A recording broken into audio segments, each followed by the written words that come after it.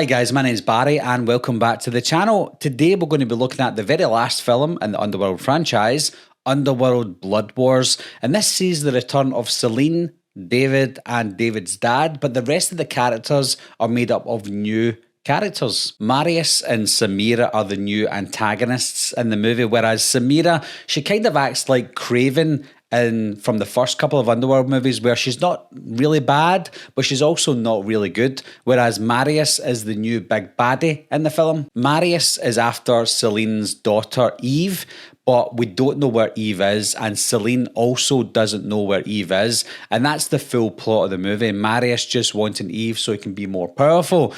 And this is where I have an issue with the Underworld franchise now, because it's clear to see that the story is only going where the actors are willing to be involved in. Now, the actress who plays Eve, I can't remember her name, sorry, but I'm assuming that she either didn't want to come back for the role or she just wasn't asked back. So because she wasn't back, they had to write into the story that Eve was in hiding so that we didn't actually need to see her. Yes, we see her at the end of the movie, but it's not actually the actress that plays her. It's similar to Scott Speedman from Underworld 4, that it was just a CGI. Scott Speedman didn't come back for whatever reason, so they decided to do the CGI parts. Very lazy writing, and it's the same with Scott Speedman's character Michael. He also didn't come back again, even though they left it open for him to come back from the previous film. So because Scott Speedman didn't come back to play Michael, they decided to kill him semi-off screen. Marius was the one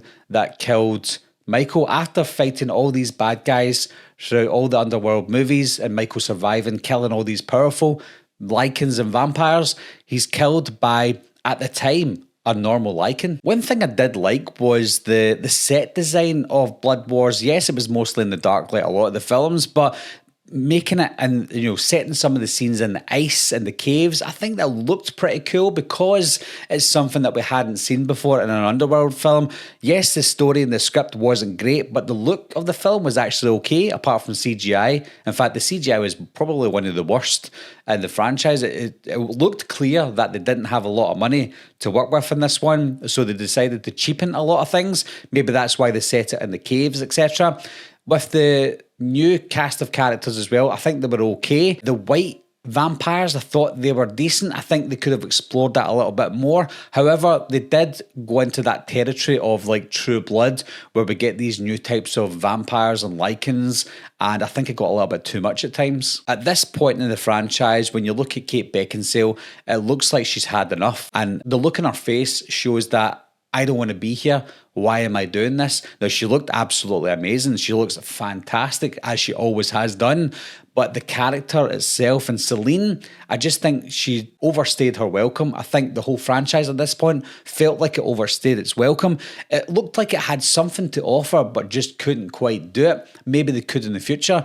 But Celine herself, she just didn't want to be there. So the fact that Kate Beckinsale looked like she didn't want to be there and didn't have fun, I wasn't having fun either. The best part about this film was the choreography. The choreography wasn't the best. It wasn't like John Wick choreography, but looking at this choreography compared to the previous films, it's the best it's ever been, but that's not really a great compliment for a movie. For a movie compliment, you want to see something like great story, great acting, great CGI, great everything, but you don't get that with Underworld, especially with the first few movies being so good in the story, very tight-knit. It's just it's like a film that you watch and go, we're doing things, and it's called Underworld. Watch it, and hopefully you'll enjoy it. But we don't, because the reason that we don't enjoy it is because the actors aren't enjoying it either. Let's look at Marius. Marius wasn't doing it for me at all. The guy who played him, he didn't look menacing enough. He wasn't one of these people that you're like, oh my God, I'm scared of this person. He just looked like a normal guy. And then when we find out that he took the blood of Michael to make himself more powerful, well, what did it actually do? It just made you look less of a Lycan and more of a human. It made you look like a more powerful hybrid. I don't know how that would have been possible, but that's exactly what happened. So he didn't really seem menacing. The one before him, the guy, the Coldplay guy, who played the big massive lichen, he seemed more menacing, but this one just seemed like a human that tried to look like a lichen, or a lichen that tried to look like a human, and eventually and ultimately he died very easily. This was a guy who had a big master plan, and the master plan didn't play out the way he wanted it to. And even though it didn't play out the way he wanted it to, I still wasn't sure what his grand plan was. What was he planning on doing after he killed these people? He wanted Eve, so he had to get to Celine to find out where Eve was. She genuinely didn't know, and that was it. They knew that she didn't know, but they still came after her anyway. What was the goal? He didn't really have to go after Celine anymore. He should have just tried to find a different way to get to Eve without Celine, because trying to go through Celine to get to Eve would have been harder. Just go your own way silently and you'll find her eventually. But going through Celine, it just made no sense. Yes, he wanted to find out. He found out that no, Celine didn't know because of contractual obligations.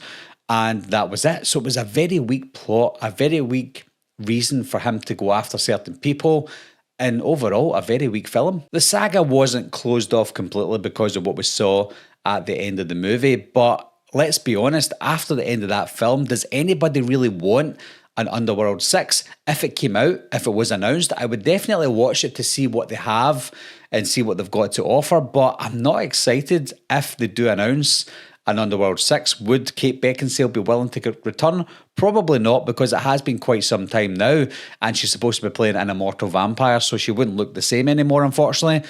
Age does catch up with us all. Luckily for Kate Beckinsale, age is going quite slow for her because she looks amazing, but ultimately you have to change it up. So if they do an Underworld 6, then it has to be a completely different story that's not tied to Celine, maybe tied in a way so that we've got a coherent sequel, but they might have to reboot it because I think they've ran its course. I think it ran its course. I think it ran its course in the first two movies.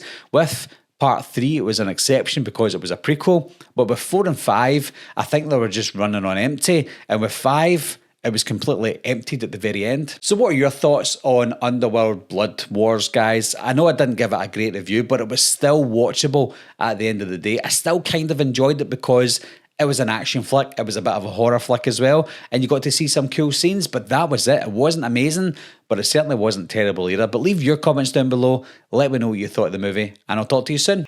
Meeting adjourned.